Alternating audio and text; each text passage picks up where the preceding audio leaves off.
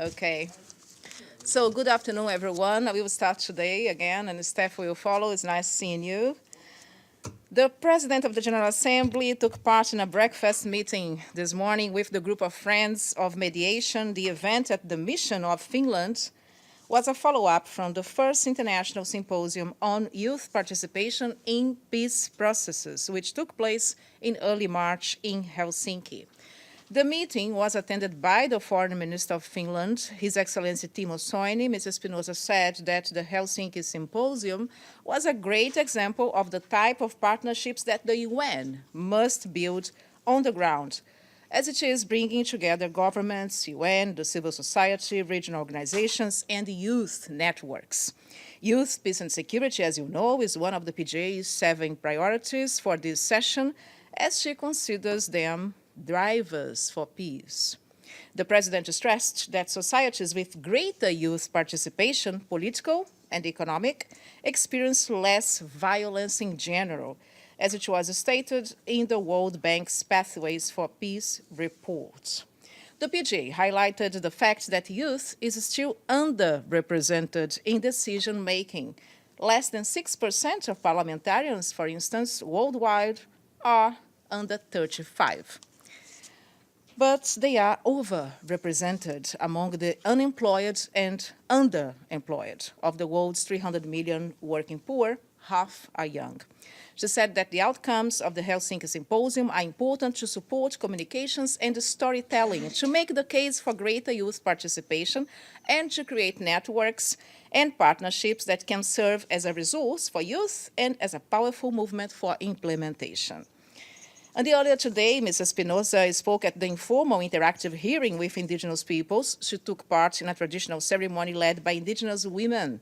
This is the second hearing of this kind in the UN, and in a meeting attended by representatives of indigenous peoples and member states, Ms. Espinosa highlighted the importance of the Declaration of the Rights of Indigenous People and the need for them to participate fully and effectively in decision-making processes which affect their own rights. The PJ said that indigenous peoples represent a vast and rich diversity which must be reflected widely.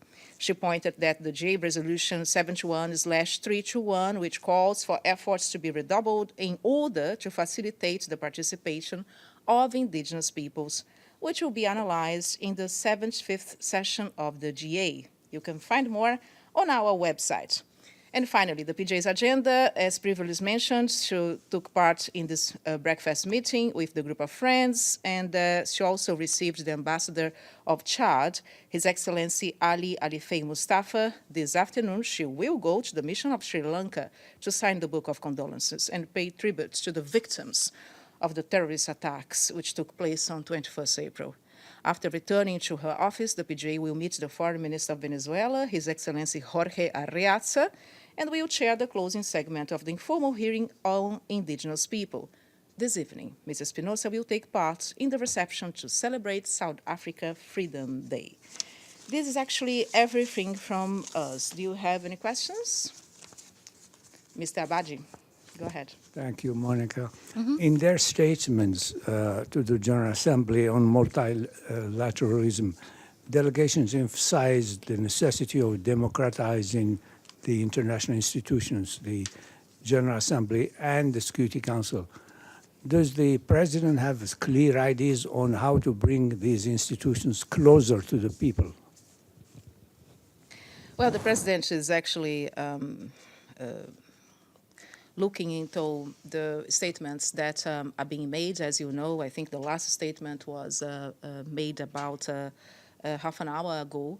This is, as we said yesterday, this is a high-level meeting, the first of its kind, which is looking forward, is looking exactly to address how this, what some analysts called trust deficit, can be tackled, can be effectively dealt with. It is actually the theme of her presidency to bring the UN closer to people through shared leadership and responsibilities, to bring the people closer to the UN. So she's very much involved in this process, which is also part, we should not forget, of the revitalization of the United Nations. And then we come, of course, at the probably a very important focus in this equation, which is a member states-driven process. But she is absolutely in favor of making the UN more relevant through a more dynamic, a more agile, and then, of course, this is a matter for everybody, and it's not a process that will be done for only at one seat at the table, but more seats at the table. And that's important. It's important because we are here for people. We are here for the peoples of this world, and the dialogue and their participation in this reflection and decision-making process, it's vital for that to happen, absolutely. Otherwise, we would be speaking only, and she's much forward-looking, and she's looking into more actions and more concrete results. And I think the fact that we had this day yesterday, and to be 21st of April from now on, the day of multilateralism, peace for diplomacy, also states the willingness of member states to make that happen collectively as well.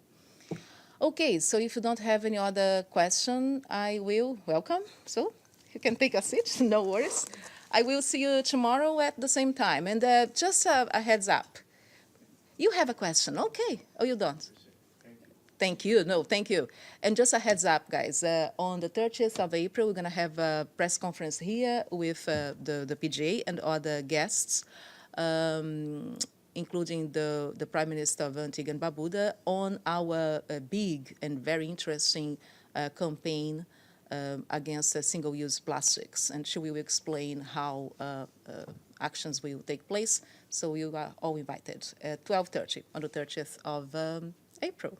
So thank you very much, and I'll see you tomorrow. Good afternoon.